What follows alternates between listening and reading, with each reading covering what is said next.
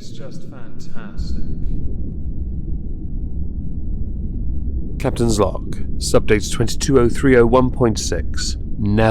Never have I ever seen a case like the one we're covering today. There are levels, by the way, levels to all forms of crimes, and this one, quite frankly, takes the cake. Pun intended. Welcome everyone to the Halls of Injustice. Today we welcome inmates number 117 to the ISO cubes. Inmate 117 is called Cynthia Perkins. There are, however, two other people that may well, more than likely, spend time in the ISO cubes as well for a considerably long time. They are Cynthia Perkins' ex-husband, Dennis Perkins, and Melanie Curtis, who was having an affair with Dennis Perkins. The crimes that they have all committed, some of which are ongoing or having retrials or awaiting sentencing, are dark. One of which will make you immediately, if you have that sense of humour, think of Van Wilder's house party and the cream cakes. There's a spoiler for you.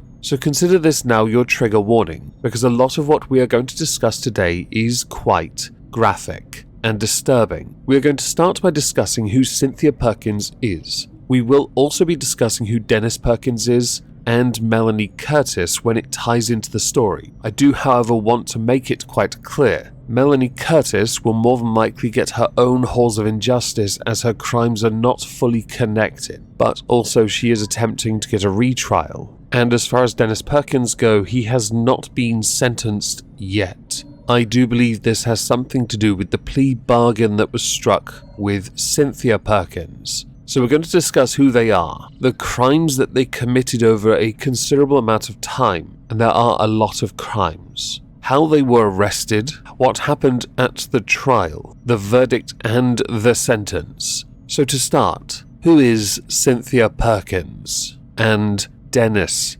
Perkins?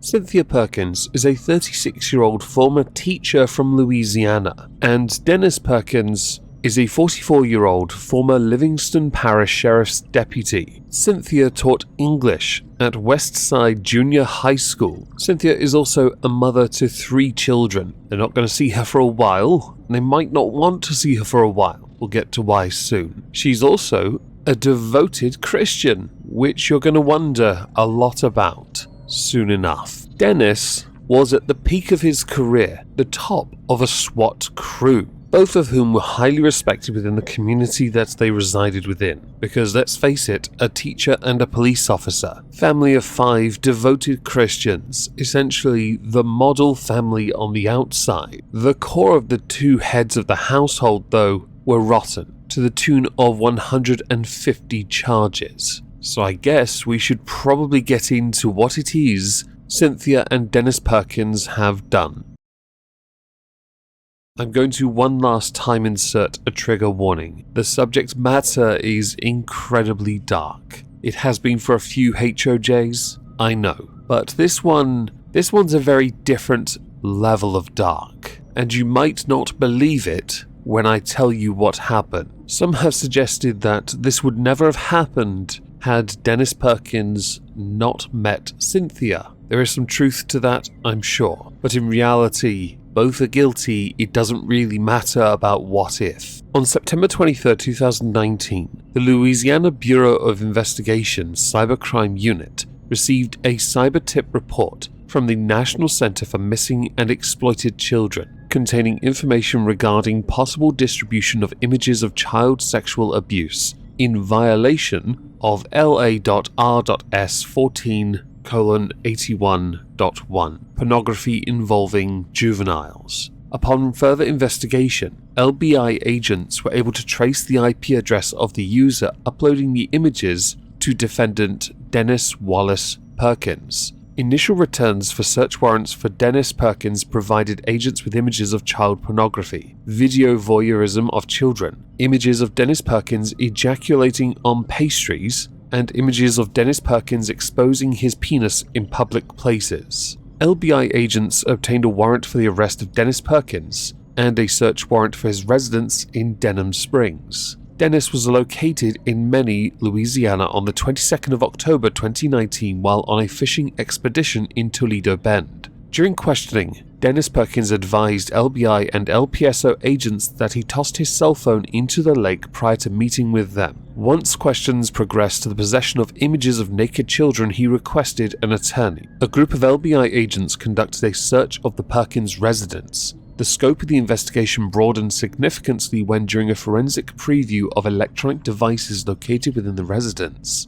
agents uncovered extensive images of child pornography. Approximately 60 images were discovered wherein a prepubescent female child, under the age of 13, is positioned in a manner where her genitalia is lewdly exhibited and or involved in sexual activity, to include oral rape and digital penetration of the vagina. In these images, Dennis Perkins' wife, Cynthia Perkins, is seen moving the sleeping child's clothing aside to lewdly exhibit the genitalia, as well as engaging in sexual activity with Dennis Perkins while directly on or next to the child. In another series of images, Cynthia is seen holding the child's head in place while Dennis orally rapes her. The agents successfully identified the child and confirmed her to be under the age of 13. This led to an amendment of the original arrest warrant, which added the production of 60 counts of pornography of a child under the age of 13 and 2 counts of first-degree rape of a child under the age of 13. During the search of the residence on October 22, 2019, Cynthia Perkins arrived in the late evening at the home. She was Mirandized and submitted voluntarily to questioning. When shown the images uncovered involving juvenile victim 1, Cynthia simply stopped responding to questions, with an arrest warrant being obtained for Cynthia for the production of 60 counts of child pornography and 2 counts of first-degree rape of a child under the age of 13. The dates for the crimes committed go back to April 5, 2019. Crimes committed by Cynthia and by Dennis can be traced back to video voyeurism of 2014 and first-degree rape. All 150 are explained in great detail in a PDF that I've linked down below. Honestly, if you're into reading this kind of material that explains what happened, when it happened, and whether the victim was identified at a later date or not, by all means give it a read. There is more though to add. For example, you have the other crimes, wrongs, and bad acts, which is further referenced in this article.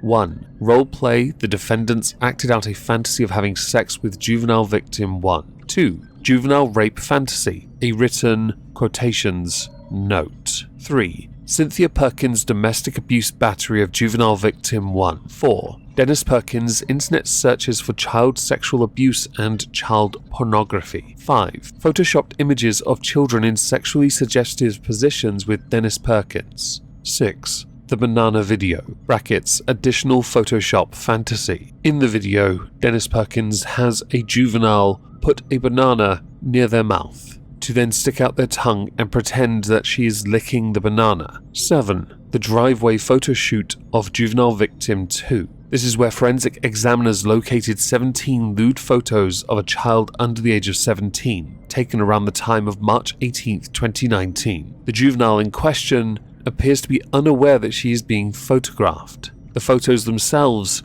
are focused on the juvenile's genital area while she was sitting. 8. Spy watch in the bathroom. This one stems from an adult female who was in a relationship with Dennis Perkins. She had advised the police that Dennis had possessed a spy watch and had hidden video recording capabilities and would film unsuspecting people with it. 9. Video of unidentified female juvenile naked in bathroom. 10. 2-part video of sleeping unidentified juvenile females. 11. Another video of a sleeping unidentified juvenile female. 12. The traffic stop. During a traffic stop, Dennis Perkins' camera was aimed towards the female that was checking for her driver's license breasts. As she leant across the center console of a glove box, Dennis moved his camera to be angled up her jean shorts. He did that 3 times. There are 17 in total additional incidents that are being added to this. Whether it be voyeurism,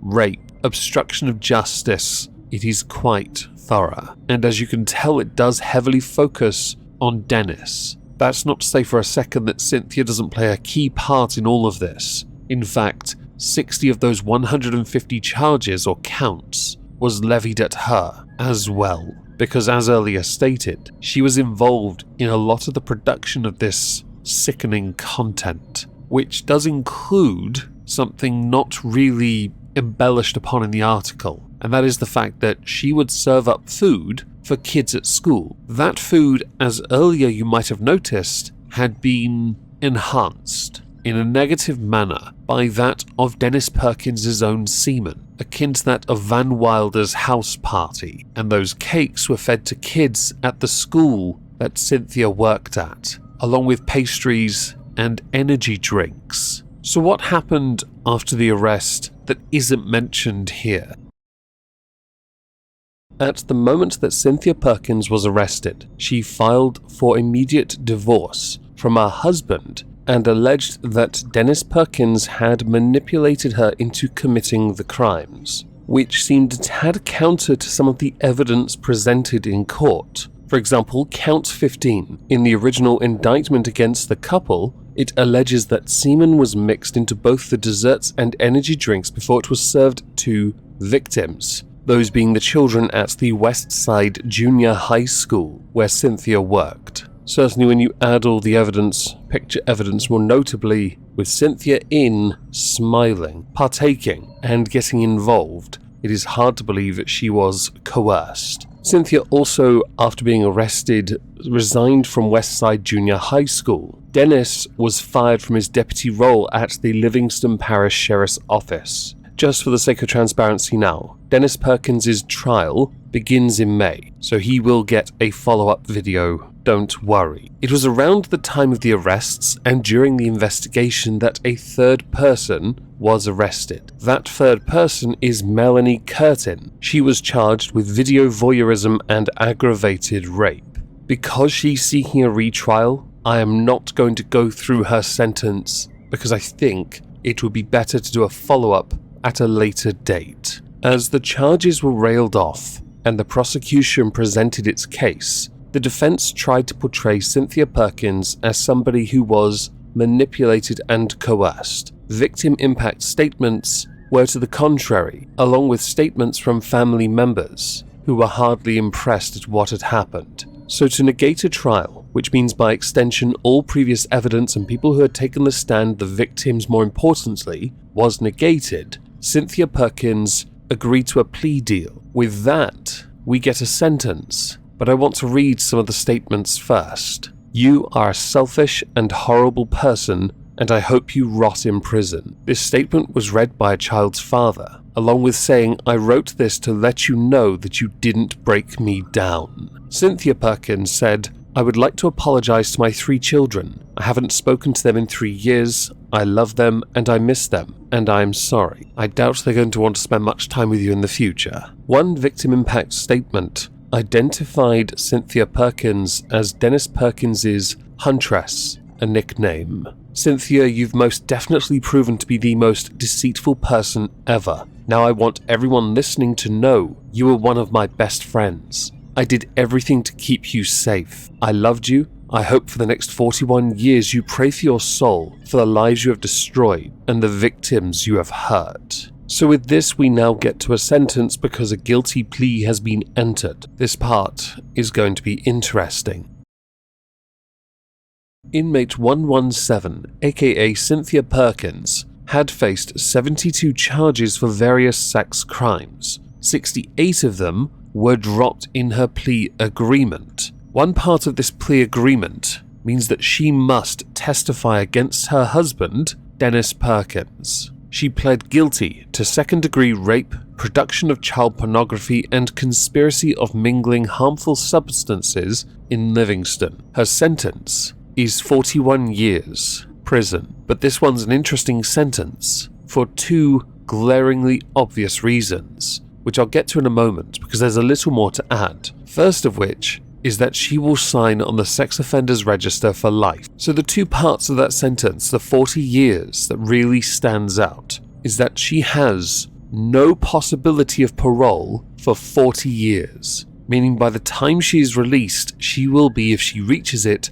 76 years old. But here comes the second part, and this is the part that makes you wonder if she'll even reach 76 in the first place. You see, I know this from prison documentaries, so when I heard she got 40 years, I knew there was going to be more to it. You You see, Louisiana, they like it if you earn your way, which means to earn your way, you do hard labor. I had assumed that the reason why she accepted this sentence was because she knows in the state of Louisiana, capital punishment still exists and would have been a very distinct possibility. So to take 40 years knowing you're getting 40 years and nothing less would seem preferable to deadness. Louisiana Attorney General Jeff Landry, upon hearing the sentence, said she not only waived any right to appeal and attempt to avoid conviction, but she also spared the victims from reliving her horrific crimes during this particular trial. And Cynthia Perkins' attorneys said that Dennis Perkins is the real monster. That's what she wants to make clear. It is not about shifting blame. She took responsibility today. I mean, that's what she did. But she looks forward to going after the real monster, because as is well established, she's going to get so many great perks doing hard labor for 40 years. Congratulations. As I've already said, Dennis Perkins will get a separate video, a follow-up of sorts, and you will get one on Melanie Curtin when her appeals have been exhausted, because she got a rather nasty sentence as well. As far as the sentence in this case goes, it would take me too long to go through state law for Louisiana to tell you whether it is correct or not. A plea deal was struck, so it didn't go through a trial. Therefore, the sentence was agreed upon by both sides. My view, it's essentially a life sentence, but the damage has been done and I'd rather it was hard labor for the rest of her years, along with immediate castration, and your dinner shall forever henceforth be a cock meat sandwich and nothing else served on Nutri-Loaf.